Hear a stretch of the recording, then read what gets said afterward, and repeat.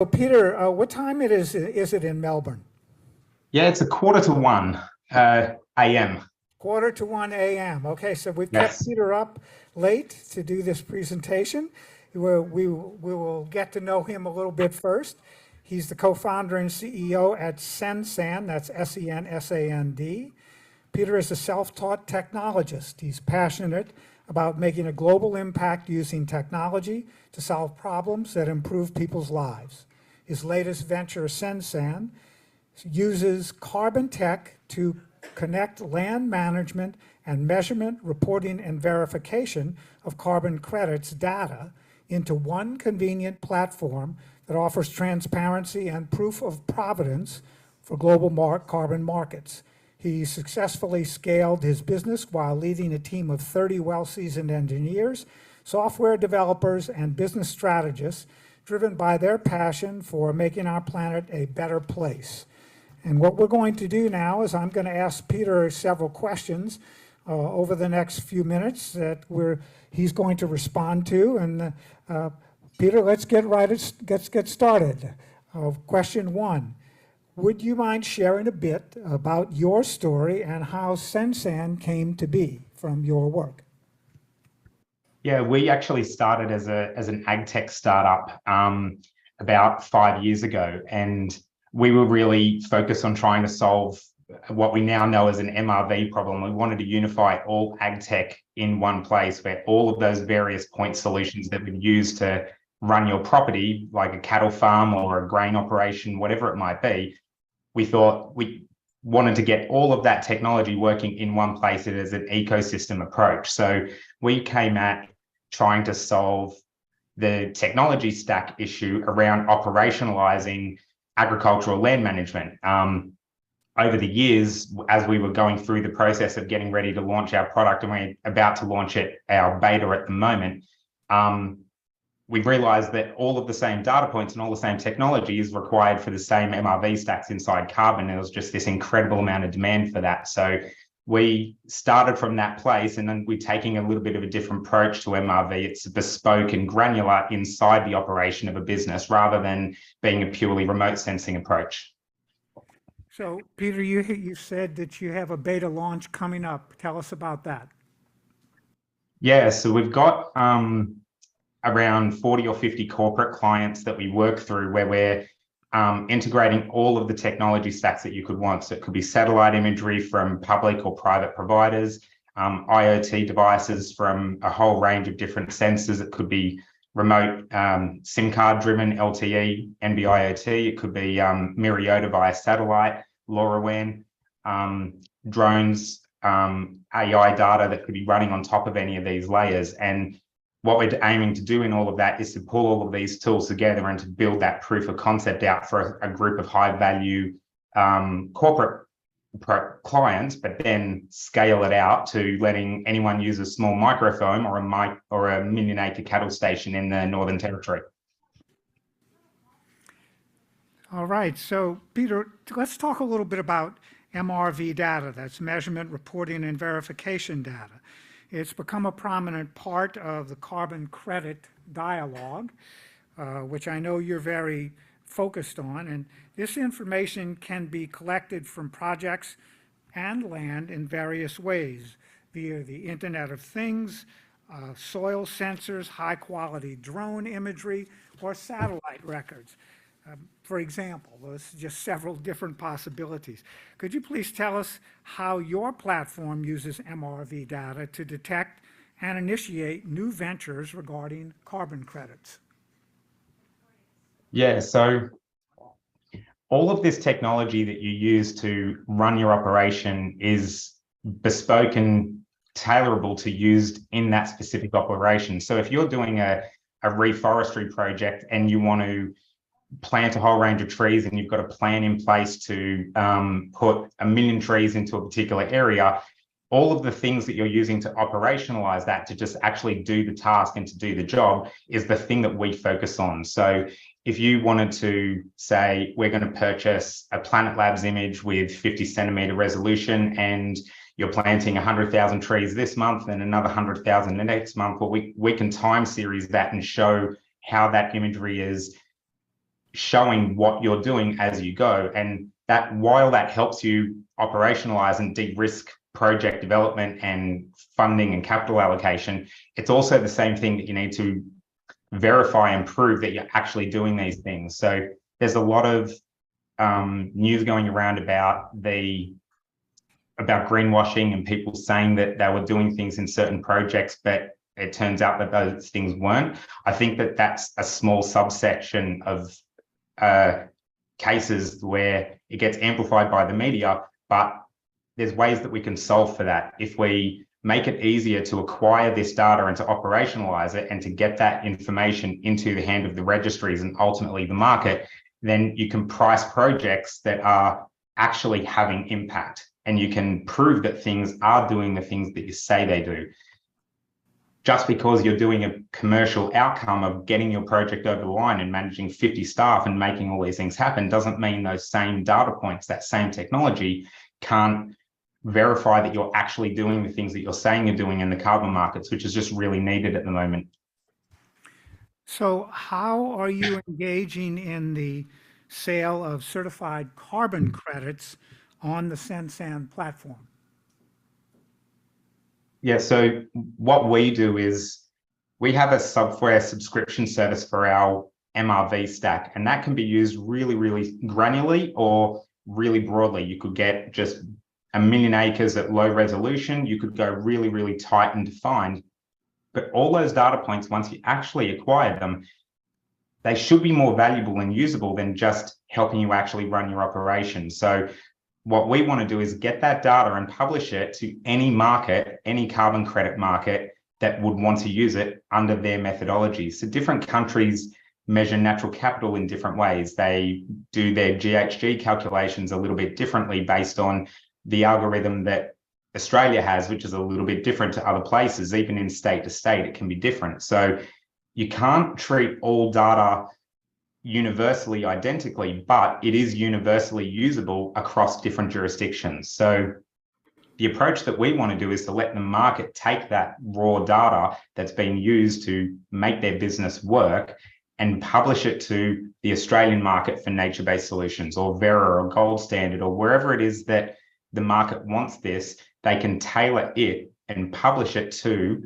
their use case, to their carbon markets, whether it's a voluntary, whether it's a compliant market. You can operationalize it to prove that the thing that you did is actually available for that market that is interested in that data. You know, there's a lot of talk today among market regulators regarding the regulation and compliance of carbon credits. Would you mind explaining your stance on the matter from Sensan's point of view? Yeah, we think that regulation's really important. We are launching an exchange, and our exchange, while it uses blockchain under the hood, we're not a decentralized exchange. We're not trying to avoid KYC and AML and all of the compliance. We have an we have an AFSL in Australia so that we can sell wholesale financial services products and derivatives. We can sell that out to a global market depending on what that asset type is.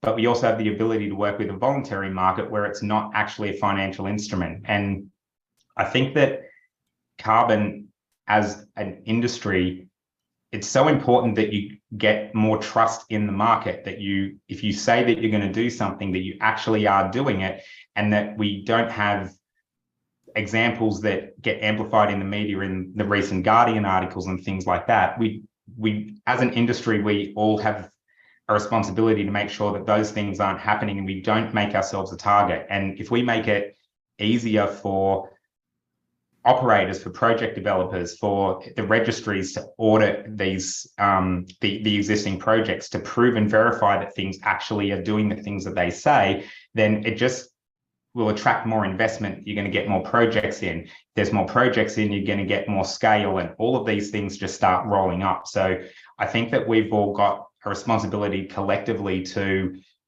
do things the right way, where we play by the rules, we do the things in the licensing the right way. In Australia, where we're founded, we've got the only regulated compliance market where that a carbon credit is a a nature-based solution rather than a cap and trade. It's a little bit unique, and therefore we always went and solved for a regulated friendly market because that's just where we grew up. So we think you've got to work with the regulators, with the registries. We don't think that you should be trying to box all these things out because it's a big market and we need to have impact everywhere, not just in our own little slice. Okay, so you've constructed a platform now that can successfully sell either type of carbon credit in the market. Could you explain that process for us? Yeah, because we came from ag tech data, we're optimizing for nature-based solutions, anything that is a nature-based solution where the data can be the difference between whether or not something is priced at $2 or $50, for example, right? So that's where we start. But because we have financial service licenses and all of the cap and trade markets for carbon units are a pure financial instrument, we have the ability to list those assets in our exchange as well. So while we're starting on assets that have a nature-based bent, they're not exclusively going to be that. We think that then you need to get capital and liquidity into all of those markets, including cap and trade markets, not just nature-based solutions. But clearly our focus at the moment in this earlier stage is optimizing around that. But it's a broad market and there's a lot of value to be had across those different markets and industries. Okay. So I know that there's a number of people in the audience here today who are very focused on and interested in nature-based solutions. Let's hear from those folks related to what Peter's telling us about the carbon markets and how his firm is integrating and participating in those markets. Nature-based solutions. Who's out there? Ah, there he is. Please give us your name and your company. Hi, my name is Samir Neve. I'm a freelance writer, open to work. But my question to you is about the biochar related credits. Do you think they are coming up in large numbers as compared to others? And how is that market faring? Honestly, I don't have a clear line on the amount of supply that's coming into that particular market. I do know that that there's different levels of traction that's coming through and levels of investment that comes in, but I don't have a particularly clear line of sight on that type of thing. What I do know is that things like biochar are a little bit different to the area that we would focus on in a traditional nature, like in a natural capital sort of derived market. But the fact that we don't initially optimize for it doesn't necessarily mean that there's not value that can be added to it. But we attempt to take a really broad approach to let everybody optimize for the thing that works with them. So if there's anything that works in inducing more capital get into those markets, then we want to be able to try and assist those people. It's an ecosystem approach where you get everybody in the room to try to solve those problems. But I don't have a clear line of sight on the exact metrics compared to another specific market. Peter, we're talking about carbon credits, of course, with your company's focus, but I've been doing a lot of research lately and reading on the way that these types of technologies are being integrated to increase the yield, especially for smallholder farmers in countries that haven't necessarily had the opportunity for large corporate-focused agricultural development. In some cases, the company, small farmers are collaborating together now. They're setting up funding mechanisms with regional banks in places like Nigeria and Africa, and they're taking advantage of what the financial system is offering, as well as the technology based that's out there and is available to them. And what's happening is that banks are willing to stay focused on a farm collaborative that may have a year or two of not very good harvest, because they know that over the long run the yields are increasing dramatically over time, so the distribution systems are getting larger and larger. Do you have any thoughts on that? Yeah, I do. I think that there's I think the case of getting large scale projects that's being run by well-funded companies and all of this is a really, really good starting point. And there's lots of examples of that. But getting small micro transactions into the hands of the local communities that are in these areas is really, really important to getting the sustainability of these projects to be much more feasible. I think that there's some really interesting projects that are done in a couple of other in some blockchain markets that I've interacted with. CeeLo comes to mind. They're a mobile only technology where a lot of their stakeholders would be unbanked people who just don't have normal access to financial services and everything, but they have a mobile phone. So you can do micro transactions from one project that's generating, $5 million a year, for example, in some sort of a revenue, but you can then distribute it out to 30,000 people in micro payments. So you can leverage all the upside of concentrated capital in a particular area, but you can still make sure that it actually gets down to the micro payments and the micro communities. And they've got a really vastly different community-driven way that these impacts go through. And I think the co-benefits of that, quantifying the co-benefits that you're actually doing something in carbon that has real impact on the ground, is something that is really, really important to the pricing of projects, so that you do attract more capital in areas where that type of impact can be quantified. There's some really interesting projects that try to execute that. And yeah, we'd be really, really keen to work with those ones where you're bridging that larger scale into the micro payments of those local distributed communities. And do you believe that those kinds of links have the ability to significantly grow the carbon markets as well, and the distribution of the kinds of products that you at Sensan are developing? I really do, especially if it's a bit awkward that there's this cynicism that sometimes come around that if you say I'm going to do some project and it's going to have this impact for a community in Papua New Guinea or something along these lines, and then you hear that a third of the people received some money from a large project, but the other ones didn't. It's an example of a story that I heard recently.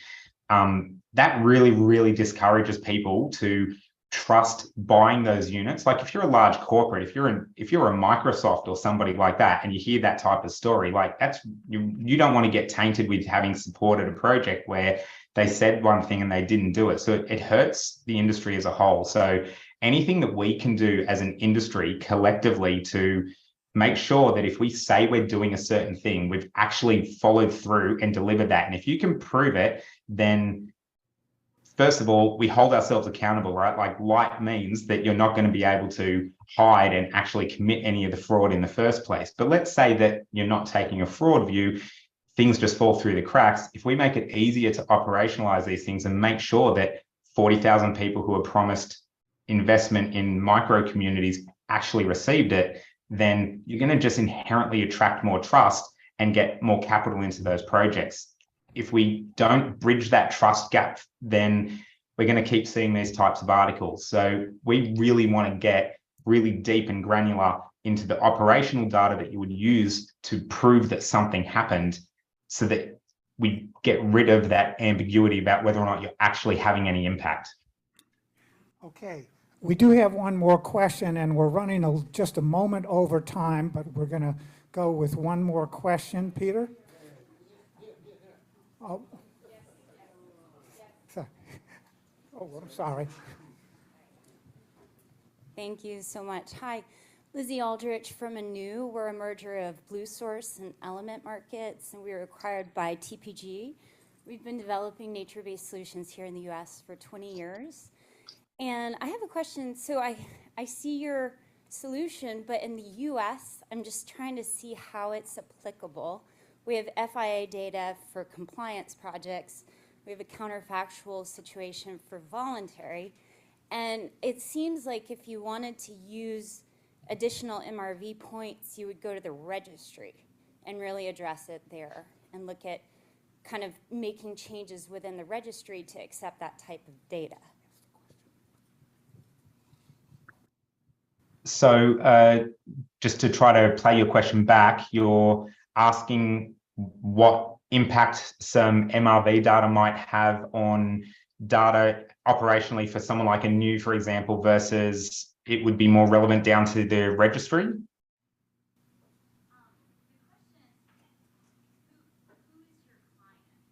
For example, are you trying to sell to the project developers? Are you trying to create a solution for the registries? Because it seems like you would need to refine the registry and how they quantify before you can sell your product. Yeah, sure. So Got 30 seconds and then we're on break. Thank you. it's an awfully big question. Thanks for doing that at the end of the talk. We have an approach where a new, as a project developer, would use the product and aggregate a handful of various tools that you might use to develop a project under a methodology. And that, because the data can be used to apply to any various methodology, you can just tailor it to suit. However, your point about the registries is a really, really good one. So there was recently an MRV submission, EOY, that got sent out by Vera, which we submitted something through, and the request came through to tailor it towards VM0042 because it was a reasonably sophisticated new methodology, and it was a use case that we could tailor it towards. The idea would be that if you had a project developer who did it, you could give a read-only access to your environment as part of the process of getting your project registered, and Vera could log in and actually see chosen data points that you've chosen to publish to them in a as part of the registration verification process. And once the registry then says, yes, we ticked it off, they can then appoint a third party who's just another user. They get given another piece of permission. They go out 2 weeks later, do their audits, whatever it might be. It might be a soil carbon project. It could be something else. Whatever it is that particular thing is needing to do, the third party verifiers can come along. They upload their pictures or their soil cores or whatever the part is for them. That can get published. The registry can see that. The project owners can see that. It operationalizes that stack. It's like an ecosystem that everyone that uses the part of it that's relevant to them can use it, but you don't have to use every part of the whole value chain. You just use the part that's focused on your problem that you're attempting to solve. Great. Thank you so much, Peter Moulton, the CEO and co-founder of Sensan.